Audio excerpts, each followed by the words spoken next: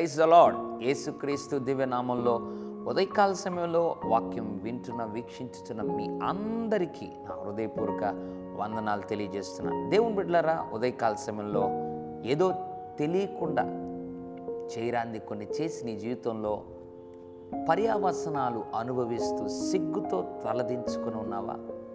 దేవుని బిడ్డలారా, ఒకవేళ పొరపాటుగా చేసి ఉండొచ్చు, ఒకవేళ తెలిసి చేసి ఉండొచ్చు, అసలు సంబంధం లేకుండా నువ్వు కొన్ని పరిస్థితులలో ఎక్కడైనా నువ్వు ఇరుక్కుపోయి ఉండొచ్చు.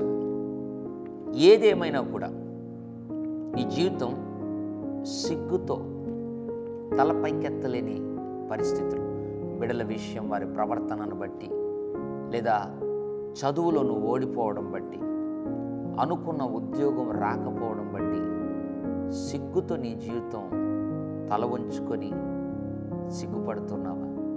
ఒకవేళ ఇంతవరకు పరిస్థితులు ఏదైనా కూడా అలాంటి పరిస్థితులు ఉన్నప్పటికీ దేవుడు ఇక మీదట ఒక అద్భుతమైన వాగ్దానాన్ని జ్ఞాపకం చేయాలని ఆశపడుతున్నాడు.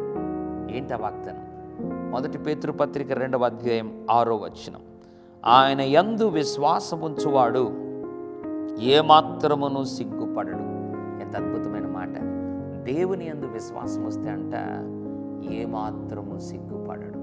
ఇంతవరకు ఒకవేళ అటో ఇటో పరిస్థితులు ఉన్నప్పటికీ ఇక బాధపడద్దు, అవే ఆలోచించకుండా ఇక మీదట దేవుని పాదాలు పట్టుకొని ఆయన యందు నువ్వు విశ్వాసం ఉంచగలిగితే దేవుడు నిన్ను ఏమాత్రము సిగ్గుపడనివ్వడు. Praise the lord. నువ్వు నమ్మాలి, దేవునికి మీదట నమ్మాలి, ఆయన యందు విశ్వాసం ఉంచాలి.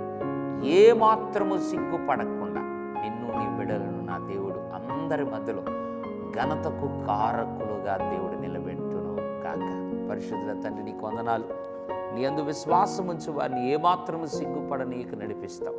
అవును ప్రభు, ఎంతమంది అయితే ఇక మీదట నాయన విశ్వాసం ఉంచుతాను, నన్ను క్షమించండి, నేను చేసిన తప్పే, నేను చేసిన పనులు బట్టి నేను సిగ్గుపడుతున్నానని ఎంతమంది అయితే ఒప్పుకుంటున్నారో వారందరినీ క్షమించి మరొకసారి నీ యందు విశ్వాసం ఉంచి నీకు ఏమాత్రము సిగ్గుపడని అని వారిగా నడిపించమని యేసు నామములో ప్రార్థిస్తున్నాం తండ్రి.